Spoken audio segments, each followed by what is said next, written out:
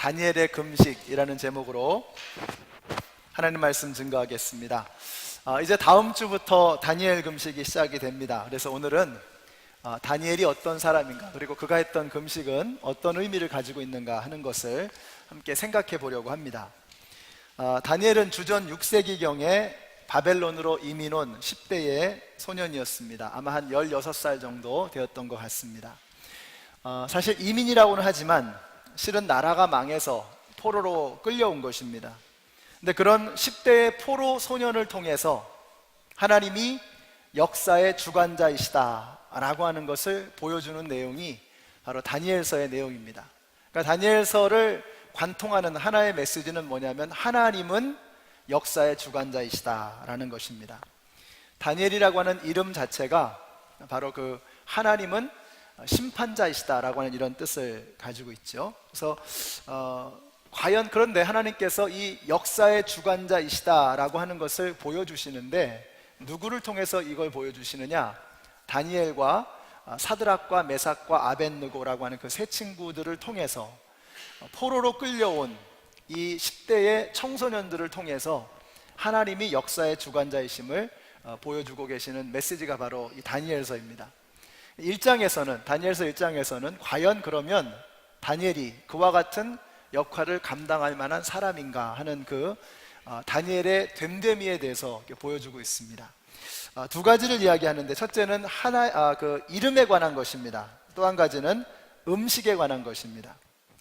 먼저 한번 이름을 좀 보겠습니다. 7절 보니까요, 환관장이 그에게 바벨론식으로 이름을 지어주는데 벨드사살이라고 하는 이름을 지어주었습니다. 감사할 일이죠. 왜냐하면 바벨론에서 출세하려면 바벨론식의 이름 하나 정도는 가지고 있는 것이 확실히 도움이 될 것입니다. 자, 그러나 다니엘은 끝까지 그 이름을 바꾸지 않습니다. 우리가 생각할 때 뭐 이름 하나 바꾸는 게 뭐 그렇게 대수인가 라고 생각할 수 있겠죠. 그러나 그것은 단순한 이름만의 문제는 아니었던 것입니다. 다니엘은 하나님은 나의 심판자이시다 라고 하는 뜻이었습니다. 근데 이름을 바꿔줬던 이 벨드사살이라고 하는 이름은 바로 이 바벨론의 신의 이름입니다. 벨은 나의 보호자이시다 라는 뜻입니다. 그러니까 환관장이 지금 말하고 있는 것은 무엇입니까? 더 이상 하나님을 너의 심판자로, 하나님을 너의 보호자로 삼을 것이 아니라 이제는 다니엘이라고 하는 그 이름을 지우고 벨드사살, 벨이 나의 주인이시다, 벨이 나의 하나님이시다, 벨이 나의 보호자이시다라고 하는 것을 고백하며 살라는 것입니다. 다니엘은 놀랍게도 그 이름을 바꾸지 않습니다. 바벨론에서 출세하려면 바벨론식의 이름을 갖는 것이 도움이 될 터인데 그 이름을 바꾸지 않고 끝까지 다니엘은 다니엘로 남는 것입니다. 이 작은 에피소드가 다니엘이 어떤 사람이었는가를 보여주는 굉장히 중요한 사건이 되는 것입니다. 고집스럽게 그는 끝까지 주인을 바꾸지 않았던 것입니다. 예수님께서 말씀하셨죠. 한 사람이 두 주인을 섬기지 못할 것이니 너희가 하나님과 재물을 겸하여 섬기지 못할 것이다, 이렇게 말씀하셨습니다. 우리가 두 주인을 섬길 수 없습니다. 하나님과 재물을 주인으로 동시에 섬길 수 없다는 것입니다. 우리가 예수님께서 말씀하신 것처럼 둘 중에 하나입니다. 재물을 주인으로 삼을 것이냐, 하나님을 주인으로 삼을 것이냐. 둘 다 주인으로 삼고 살아가는 방법은 존재하지 않는다는 것입니다. 여러분, 우리가 돈 없이 살 수 있습니까? 돈 필요한 거죠. 돈은 기묘한 것입니다. 중요한 것입니다. 그러나 돈을 주인으로 삼아서는 안 된다는 것입니다. 우리가 돈을 쥐고 사는 사람이어야지 돈에 쥐어 사는 사람이 되어서는 안 된다는 것입니다. 그러므로 결국 세상에는 두 종류의 사람이 있는 것입니다. 돈을 주인으로 삼는 사람인가, 아니면 하나님을 주인으로 삼는 사람인가. 둘 중에 하나라는 것입니다. 여러분은 어떤 사람이십니까? 우리가 예수를 믿고 그리스도인이 되었다라고 하는 것은 그리스도를 통해서 하나님이 우리의 주인 되심을 고백하는 것입니다. 세상에 돈을 주인으로 삼는 사람이 있고 하나님을 주인으로 삼는 사람이 있는데 나는 과연 어떤 사람인가 하는 것을 생각해 보아야 합니다. 우리가 말로는 하나님의 자녀라고 하면서, 말로는 그리스도인이라고 하면서 결국 세상 사람들과 똑같이 돈을 주인으로 삼고 돈에 휘둘려 살고 돈에 붙들려 사는 그런 사람들이 되어서는 안 된다는 것입니다. 오늘날 왜 교회가 힘을 잃어갑니까? 오늘날 왜 그리스도인들이 그 이름이 사람들에게 더 이상 명예스러운 이름으로 불리지 못하고 있습니까? 우리가 그리스도인이라고 하는 이름을 가지고 있으면서도 실질적으로는 돈의 사람으로 살아가고 있기 때문이라고 하는 것입니다. 돈을 주인으로 삼는 사람은 돈의 사람이 될 것입니다. 그러나 하나님을 주인으로 삼는 사람은 하나님의 사람이 되는 것입니다. 오늘 이 시간에 다니엘이 돈이 아니라, 재물이 아니라, 그 창창한 출세와 성공이 아니라 하나님을 심판자로 삼고 하나님을 주인으로 삼았던 것처럼 저와 여러분 모두가 하나님을 주인으로 삼으실 수 있는 참 그리스도인들이 되시기를 우리 주님의 이름으로 축원합니다. 우리 한번 옆에 있는 분들에게 이렇게 말씀해 주세요. 우리 돈 사람 되지 마시고 하나님의 사람 됩시다. 한번 말씀해 주세요. 돈 사람 되지 마시고 하나님의 사람 됩시다. 다니엘의 됨됨이를 보여주는 또 하나의 에피소드가 바로 오늘 본문입니다. 그것은 음식에 관한 것입니다. 우리 8절 말씀 같이 읽습니다. 시작. 다니엘은 왕이 내린 음식과 포도주로 자기를 더럽히지 않겠다고 마음을 먹고 환관장에게 자기를 더럽히지 않을 수 있도록 해달라고 간청하였다. 왕은 소년들에게 최고급 진미와 포도주를 하사했습니다. 영어 성경에 보니까 로열 푸드라고 했어요. 엄선된 식재료로 만든 최고급 요리입니다. 얼마나 깨끗하고 정성스럽게 만들었겠습니까? 그런데 다니엘은 그 음식들을 거부하는 것입니다. 그 음식으로 자기를 더럽히지 않겠다라고 결심한 것입니다. 언뜻 생각하면 다니엘이 괜한 것에 목숨을 거는 게 아닌가 싶은 생각이 듭니다. 그까짓 거 다 먹는데 나도 슬쩍 눈 감고 먹으면 그만인 것입니다. 괜히 튀어서 명을 재촉할 이유가 없는 것입니다. 그러나 다니엘에게는 그 음식을 거부해야 할 분명한 이유가 있었던 것입니다. 그것은 단순히 음식의 문제가 아니라 신앙의 문제였기 때문입니다. 왕이 음식을 내린다라고 하는 것은 왕이 제사를 드렸던 그 제사의 음식을 내리는 것입니다. 바벨론의 최고의 신이었던 마르둑에게 제사를 지내고 나서 그 남는 음식을 왕이 하사하는 것입니다. 그러므로 왕이 내린 진미, 왕이 내린 음식을 먹는다고 하는 것은 단순히 음식을 먹는 것이 아니라 그 바벨론의 신에게 드려졌던 그 제물을 먹는 것이고, 그것은 바로 바벨론의 우상을 인정하는 것을 의미하는 것이었기 때문입니다. 그래서 그는 왕의 진미를 거부했던 것입니다. 우리가 자기를 더럽히지 않기 위해서 왕의 진미를 거부했던 이 다니엘의 모습을 우리가 살펴보아야 합니다. 한국에서 제일 무서운 게 중2라면서요. 중2. 중2가 제일 무섭다 그러더라고요. 저희 집에도 중2가 있어가지고 중2가 얼마나 무서운가 지금 요즘 실감하고 있습니다. 지금 다니엘이 중2입니다. 중2. 16살, 15살 정도 되는 그 10대의 티네이저입니다. 대단하지 않습니까? 그런데 이 어린 아이가 하나님을 만나서 하나님을 삶의 주인으로 삼으니까 누구도 두려워하지 않는, 물불 가리지 않는 무서운 사람이 되는 거예요. 우리가 너무 중요한 것을 우리가 여기서 배우게 됩니다. 어려서 예수님을 삶의 주인으로 인정하는 것, 어려서부터 하나님을 삶의 심판자로 두려워할 줄 아는 것, 이것이 얼마나 무서운 능력을 나타내는가 하는 것을 우리가 보게 되는 것입니다. 여러분, 광고에서 아까 말씀드린 것처럼 우리가 이제 릴리차 전사님이 이제 사임을 하게 되십니다. 너무 아쉽습니다. 저는 3년 전에 우리 릴리차 전사님이 처음으로 저를 만나게 되었던 그때가 생각이 났습니다. 우리 전사님은 열린문 장로교회를 세우신 차문재 목사님의 따님이십니다. 차 목사님은 3남 3녀를 두셨는데 6분 모두가 다 목회자로 자라셨습니다. 목회자 선교사가 되셨어요.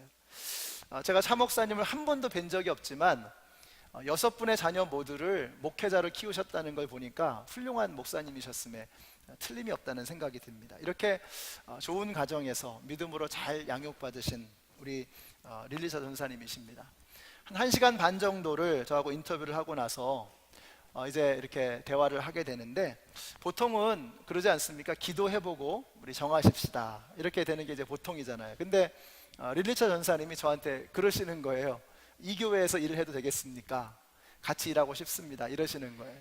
제 마음속에, 야, 이렇게 사역자가 돼서 이렇게 중요한 문제를 놔두고 기도 한 번 하지 않고 덥석 결정을 하는가, 이런 생각이 드는 게 아니라, 얼마나 기도를 하셨으면, 또 얼마나 하나님께서 마음에 분명한 확신과 감동을 주셨으면 이 자리에서 이렇게 결정을 하시나 하는 이런 생각이 들었습니다. 제가 보통 이렇게 사람들하고 얘기를 해보면 기도해보고 결정하겠습니다. 근데 많은 경우에 그게 기도해보고 결정하는 게 아니라 그냥 어떻게 하면 노라고 할 수 있는 구실을 찾아볼까, 이렇게 쓰여질 때가 참 많잖아요. 여러분도 그러지 않습니까? 기도해보고 결정하겠습니다. 그러면 정말 기도해보겠다, 하나님의 뜻을 구해보겠다라고 할 때도 있지만 그러지 않을 때도 참 많은 겁니다. 근데 우리 릴리처 전사님께서 그냥 저를 언제 봤다고, 또 이 교회를 어떻게 안다고 그냥 한 1시간 2시간 이야기하고 나서 다 결정을 하신 거예요. 그래서 감동이 됐습니다. 아, 이런 분도 있구나, 2세 사역자 중에. 얼마나 감동이 되었는지 모릅니다. 3년 동안 우리 아이들을 위해서 정말 신실하게 일해 주셨습니다. 이분에게 일을 맡기면 걱정이 안 되는 거예요. 그런 분들 있잖아요. 일을 맡겨놓고 나면 알아서 다 처리하시기 때문에 걱정이 안 되는 이런 사역자였습니다.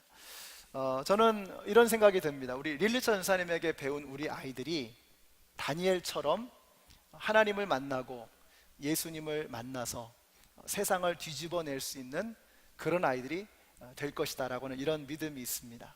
우리 이제 전도사님이 연변에 선교사님으로 가시게 됩니다. 그곳에서 선교사님들의 자녀들, 그리고 중국 연변에 있는 우리 그 북한 동포 아이들, 또 중국 아이들을 가르치시게 될 겁니다. 그런 꿈을 꿉니다.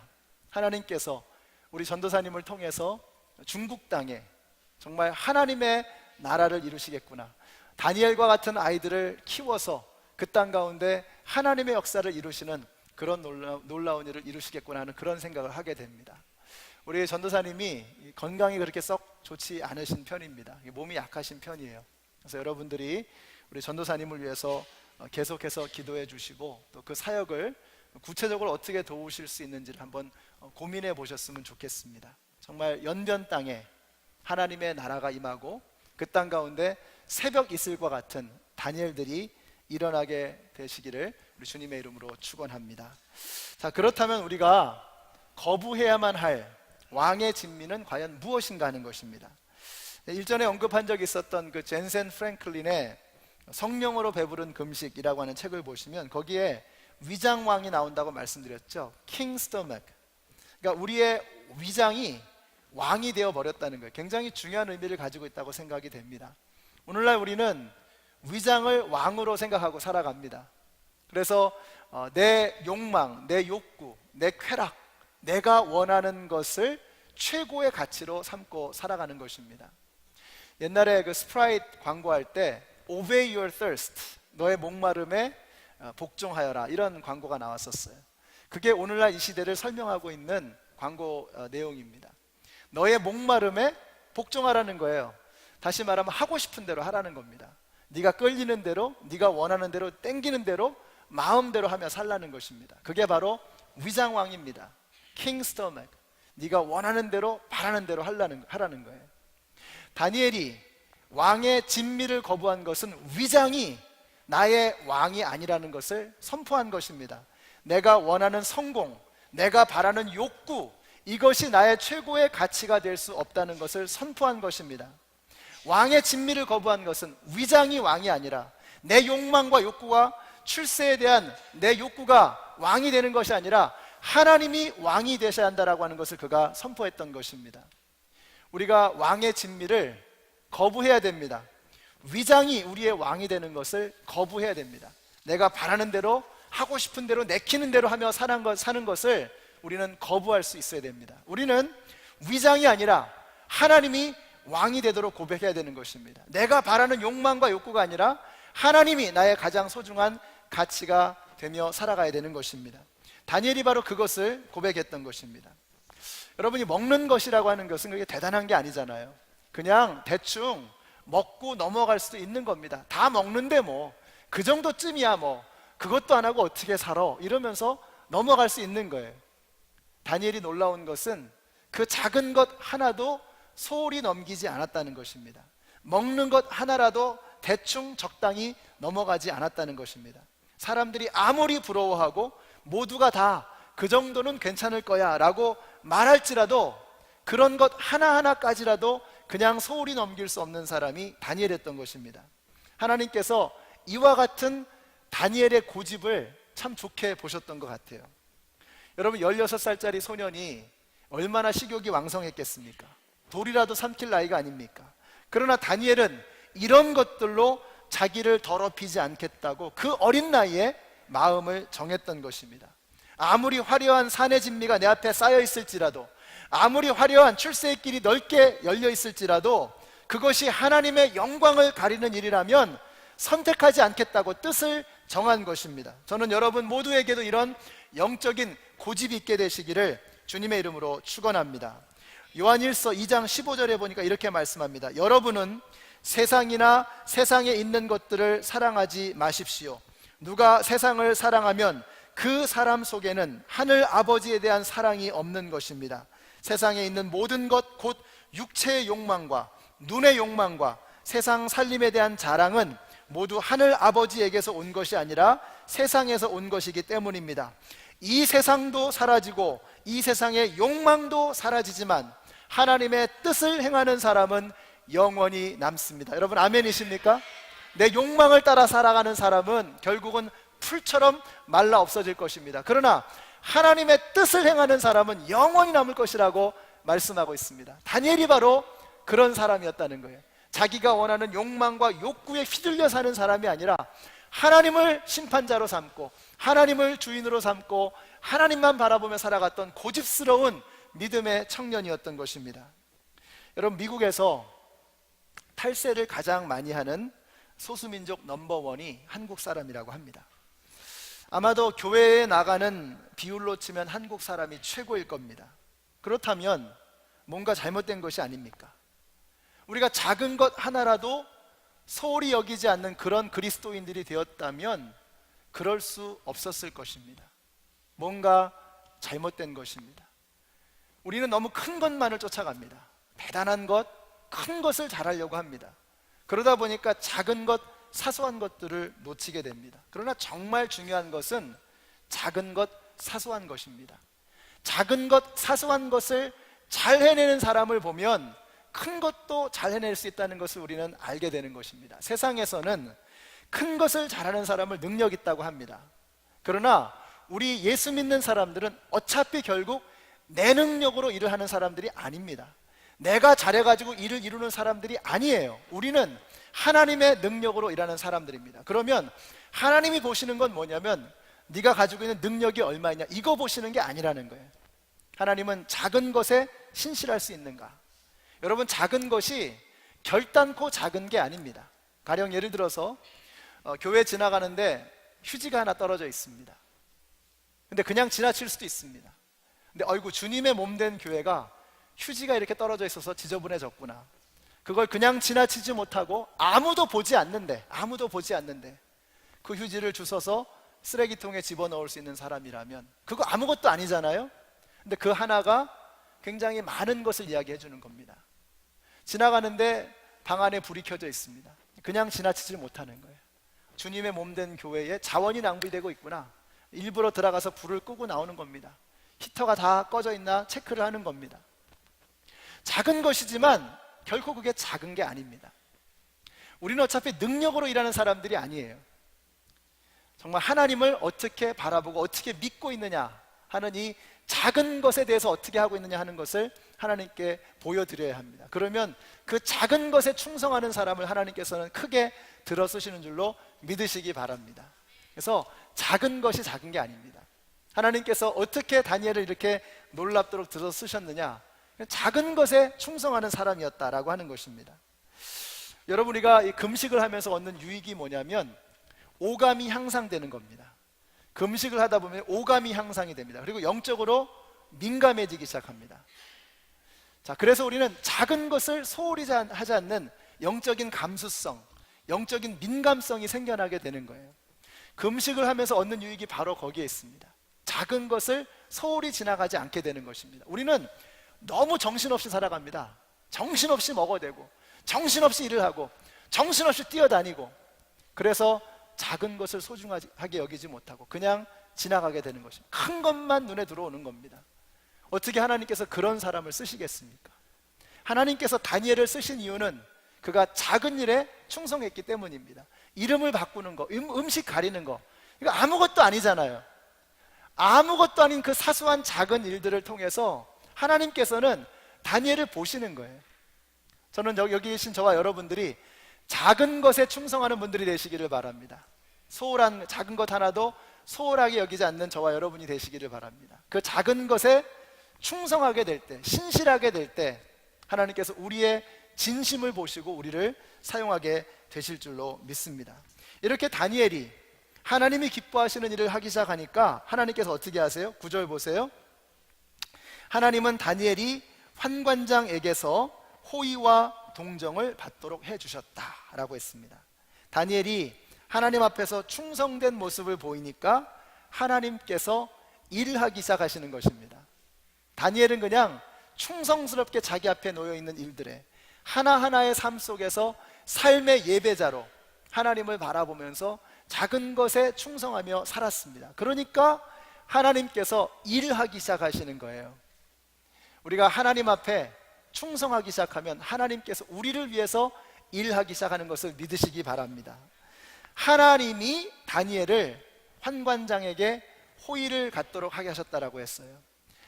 다니엘이 뭐가 훌륭해서, 다니엘이 뭐가 뛰어나서 호의를 받은 것이 아니었습니다. 누가요? 하나님이 환관장에게 호의를 갖게 하셨다라고 말씀하고 있는 것입니다. 하나님이 일하시는 겁니다. 우리가 우리의 연약함을 내어놓고 하나님 앞에 작은 것에 충성하기 시작할 때 하나님은 우리를 위해서 일하기 시작하는 것을 믿으시기 바랍니다. 이런 사람 있죠. 내가 주먹 믿고 산다라고 말하는 사람. 그러나 여러분, 그 주먹이 얼마나 갑니까? 주먹으로 천하를 호령했던 무하마드 알리가 요즘에 알츠하이머 병이 있어가지고요, 자기 몸도 제대로 가누지 못하고 있습니다. 우리가 주먹을 믿고 살아가는 삶은 결국 한계가 있을 수밖에 없습니다. 비참하게 마무리될 수밖에 없습니다. 우리는 주먹을 믿고 사는 사람이 아니라 하나님의 은혜를 믿고 사는 사람들인 줄로 믿습니다. 주먹이 아니라, 내 능력이 아니라, 내 힘이 아니라, 내 은행 구자에 얼마가 남아있는 그 돈이 아니라 하나님이 우리의 삶의 근거가 되심을 믿으시기 바랍니다. 주먹이 아니라 하나님의 은혜로 살아가는 사람, 내 능력이 아니라 하나님의 긍휼과 자비를 바라보며 살아가는 사람, 하나님은 이런 사람을 쓰실 줄로 믿습니다. 그래서 우리 예레미야 애가 3장의 말씀 같이 한번 읽어보실까요? 시작. 여호와의 자비와 긍휼이 무궁하심으로 우리가 진멸되지 아니함이니이다. 하나님의 긍휼과 자비가 흘러가는 인생은 절대로 진멸하지 않는 것을 믿으시기 바랍니다. 망하지 않는 것입니다. 하나님의 긍휼이 있는 한 절대로 망하지 않는 것입니다. 하나님의 자비하심이 우리의 삶 속에 흘러 들어온다면 결코 우리의 인생은 좌절할 수 없는 것입니다. 다니엘의 인생 속에 하나님의 긍휼과 자비가 흘러 넘침으로 그의 삶 속에 끊임없는 하나님의 역사가 나타나게 되었던 것입니다. 결국 다니엘이 환관장에게 요청을 합니다. 12절 보세요. 부디 이 종들을 열흘 동안만 시험하여 보시기 바랍니다. 우리에게 채소를 주어 먹게 하고 물을 주어 마시게 하여 보시기 바랍니다. 한번 테스트해 보라는 겁니다. 뭐가 느껴지세요? 저는 여기서 다니엘의 자신감이 느껴집니다. 자신 있다 이거예요. 근데 재미있는 것은 다니엘이 지금 한번 해보고 말하는 게 아닙니다. 그렇게 해봤더니 효과가 있더라 해가지고 이렇게 한번 해보십시오 라고 자신있게 테스트해보라고 얘기하는 게 아니에요. 한 번도 해본 적이 없어요. 아니, 그 반대입니다. 오늘날이야 너무 먹어서 문제이지만 그 당시는 못 먹어서 죽는 시대입니다. 그러니까 얼굴에 윤기가 흐르고 얼굴이 이렇게 건강해 보이려면 잘 먹어야 되는 겁니다. 지금 10대 청소년의 나이예요. 그런데 테스트해보라는 겁니다. 여러분, 무슨 말입니까? 여러분이 말씀을 잘 묵상해 보면 지금 다니엘은 음식을 믿는 게 아니라 하나님을 믿는 겁니다. 다니엘은 음식이 이룰 수 없는 일을 하나님은 이룰 수 있다라고 믿는 것입니다. 여러분, 채소와 물만 먹어가지고는 절대로 이 젊은 아이가 그렇게 건강한 모습이 되어질 수가 없는 거예요. 근데 하나님을 믿는 거, 하나님이 도와주시면 음식이 이루지 못하는 것을 하나님은 이루실 수 있다라고 그는 확신하고 있었던 것입니다.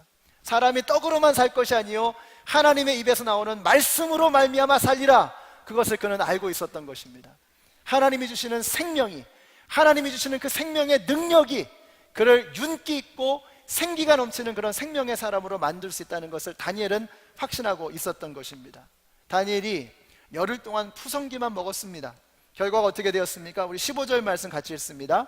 시작. 열흘 후에 그들의 얼굴이 더욱 아름답고 살이 더욱 윤택하여 왕의 진미를 먹는 모든 소년보다 나아 보인지라. 아멘이십니까? 다니엘이 정말 눈에 띌 정도로 아름다워 보인 겁니다. 언제 사람이 아름답느냐? 다니엘처럼 자신감이 있을 때. 저는 자신감이 사람을 아름답게 한다고 생각합니다. 자신감은 절대로 우월감과는 같지 않습니다. 교만도 아닙니다. 그것은 하나님께서 나에게 주신 그 모습 그대로를 사랑하고 감사할 수 있는 마음입니다. 저는 여러분에게 그런 자신감이 있게 되시기를 축복합니다. 여러분, 하나님이 하나님의 형상으로 최고의 작품으로 여러분 만드신 걸 믿으십니까? 그렇다면 여러분은 더할 나위 없는 최고의 걸작품이시고 가장 아름다운 존재입니다. 이 앞에 장동건이 나와 있을지라도 여러분 주눅 들지 마시고, 김태희가 있을지라도 주눅 들지 마시고, 여러분의 있는 모습 그대로 얼마나 매력적이고 아름다우십니까? 하나님의 무한하심을 여러분의 모습을 통해서 보여주고 있는 것입니다.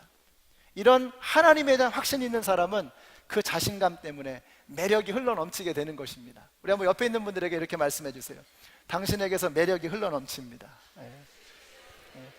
기름기가 흘러넘칩니다 아니고 매력이 흘러넘치십니다.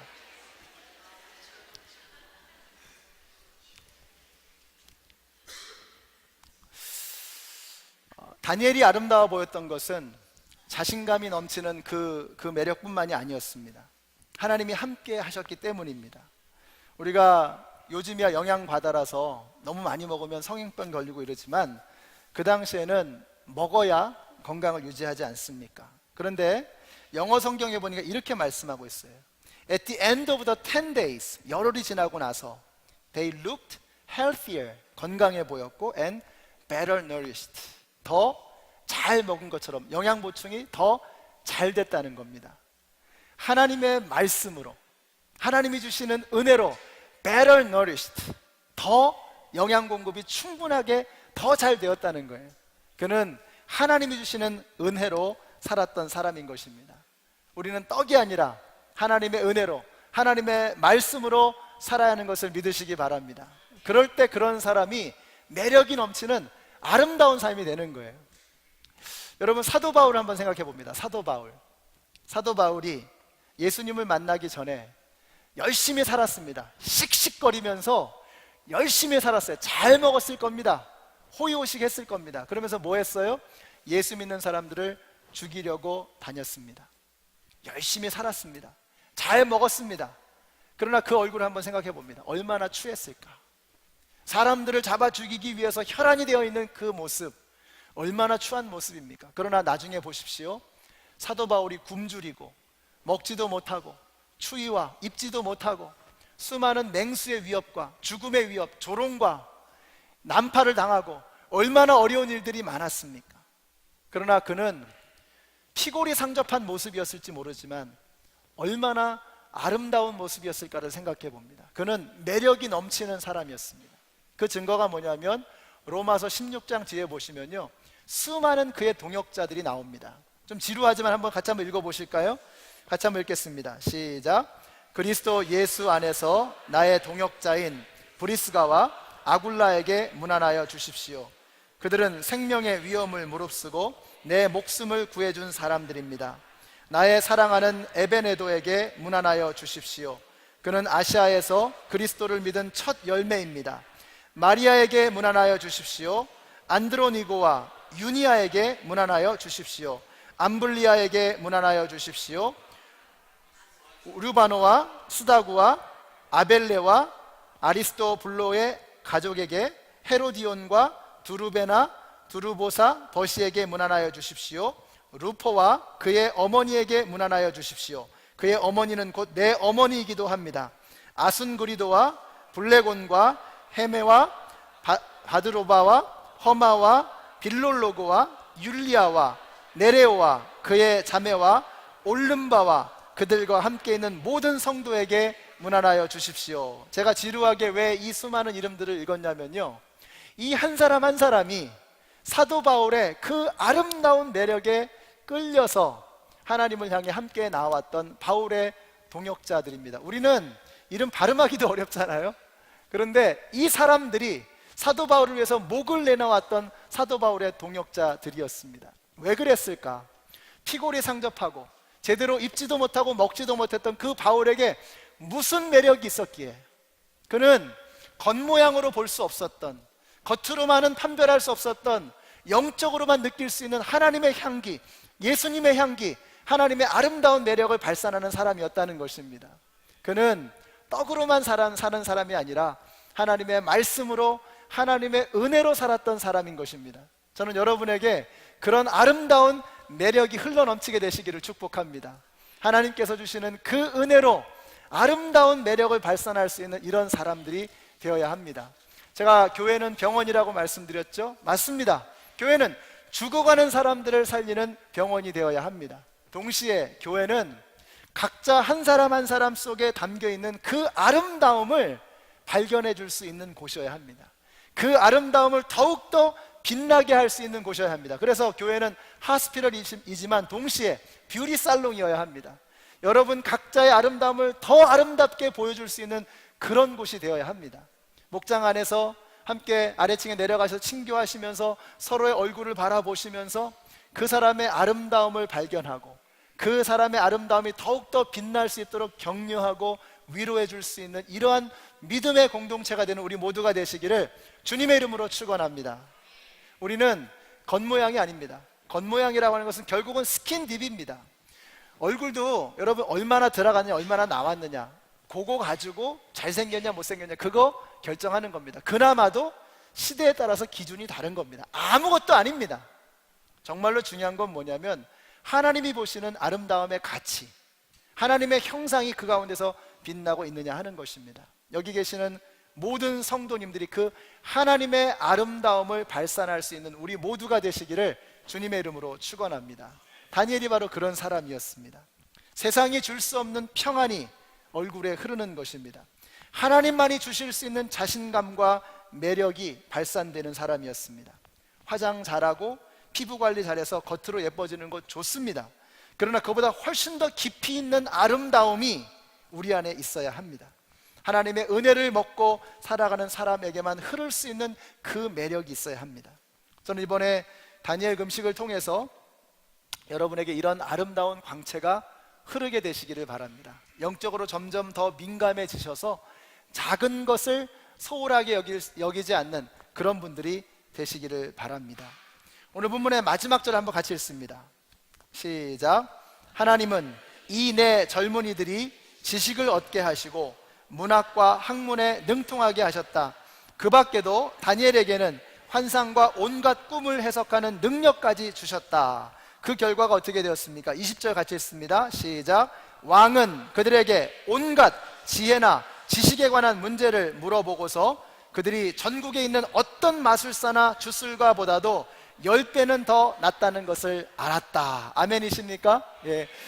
금식이 이루는 것을 음식은 이루지 못하는 것입니다. 그것을 다니엘이 증명한 것입니다. 역사의 주관자는 하나님이시다. 역사를 이끌어 가시는 참 주인은 하나님이시다라고 하는 것을 다니엘은 보여주고 있는 것입니다. 이렇게 하나님의 테스트를 통과하고 나니까 사람의 테스트를 통과하는 것은 일도 아니더라는 거예요. 하나님은 작은 것 가지고 테스트하거든요.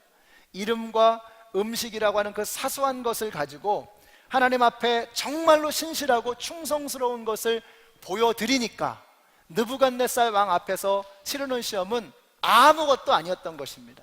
우리의 자녀들에게 이걸 가르쳐 줘야 됩니다. 하나님의 테스트를 통과하면, 하나님의 시험을 통과하면 세상의 테스트는 아무것도 아니라고 하는 것을 우리의 자녀들에게 보여주어야 하는 것입니다. 이제 다음 주부터 다니엘 금식 기도가 시작이 되는데요. 제가 금식에 대해서 생각을 하면서 몇 가지 좀 깨닫는 것이 있습니다. 첫째로 금식이라고 하는 것은요, 영적인 전쟁입니다. 여러분, 사단이 처음으로 인간을 유혹했던 것이 음식으로 유혹했다 그랬죠. 선악과를 먹는 것, 먹음직도 하고 보암직도 하고 지혜롭게 할 만큼 탐스럽게도 보였습니다. 그 먹는 음식 가지고 첫 번째 인간을 유혹했던 것입니다. 여러분이 우리가 위장을 우리의 왕으로 삼고 우리의 쾌락과 욕망을 최고의 가치로 삼고 살아가는 이 시대를 향해서 정면으로 도전하고 싸움을 거는 것이 바로 금식하는 것입니다. 그래서 저는 금식이 영적인 전쟁이라고 생각합니다. 가볍게 여기지 마시고 이 영적 전쟁에서 승리하시는 여러분 모두가 되시기를 바랍니다. 바로 이 금식을 통해서 마귀의 영향력을 단절하는 것입니다. 끊임없이 우리를 먹는 거 가지고 휘두르거든요. 우리의 쾌락과 욕망과 욕정을 가지고 마음껏 휘두르거든요. 그것을 단절시키는 것이 금식의 훈련이라고 하는 것입니다. 두 번째로, 금식하면 하나님이 일하시는 겁니다. 오늘 다니엘의 사건에서도 보는 것처럼 하나님 앞에 충성스럽게 자신의 일을 성실하게 감당할 때 하나님께서 일하기 시작합니다. 금식은 가장 간절한 호소입니다. 목숨을 걸고 하는 겁니다. 음식을 안 먹는다는 것은. 그런데 그 간절한 호소를 하나님 앞에 올려드리니까 그때부터 하나님이 일하시기 시작하는 거예요. 야, 너 음식을 먹어야지 건강할 거 아니야. 그런데 안 먹는 거예요, 다니엘이. 그러니까 하나님께서 일하시는 거예요. 하나님께서 역사하시는 겁니다. 다니엘의 몸속에 들어오셔서 세포 하나하나를 주장하시고 그 몸속에 모든 지저분한 것들을 다 빼어내어 주시고 얼굴에서 광채가 나도록 하나님이 역사하셨던 것입니다. 오늘날 우리야 과학자들이 연구를 해가지고 영양학자들이 뭐를 먹으면 좋고 뭐를 먹으면 좋고 야채를 많이 먹어요, 물을 많이 먹어 이러지만 다니엘이 그거 몰랐습니다. 다니엘은 하나님만 믿는 거예요. 하나님만 아는 거예요. 하나님이 해주실 것으로 믿었던 것입니다. 우리가 하나님 앞에 내 몸을 던지고 내어 맡기면 하나님께서 우리를 위해서 일해 주실 것을 믿으시기 바랍니다. 그러므로 이제 우리가 할 것은 핑계하지 말고 여러 가지 변명하지 말고 시작하는 것입니다. 여러분 각자의 수준에 맞게, 건강 상태에 맞게, 믿음의 분량에 맞게 하시면 됩니다. 하루를 하셔도 좋고 3일을 하셔도 좋고 일주일을 하셔도 좋고 21일을 다 하셔도 좋습니다.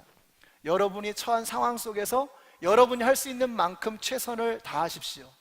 건강상의 문제로 금식을 하실 수가 없다면 미디어 금식하는 겁니다. 미디어 금식이 쉽지 않습니다. 미디어 금식을 하는 거예요. 그래서 무언가 하나님을 향해서 몸부림치는 모습을 보여드리는 거예요. 그러면 하나님께서 저와 여러분을 위해서 일하기 시작할 것을 믿으시기 바랍니다. 그래서 우리도 작은 것을 소홀히 하지 않는 그런 사람이 되었으면 좋겠습니다. 우리도 흔들리지 않는 고집스러운 다니엘과 같은 그런 믿음을 갖게 되었으면 좋겠습니다. 그래서 저와 여러분을 통해서 역사의 주관자는 하나님이시다 라고 하는 이 사실을 이 워싱턴 지역에서 분명하게 보여줄 수 있는 우리 모두가 되시기를 예수님으로 축원합니다.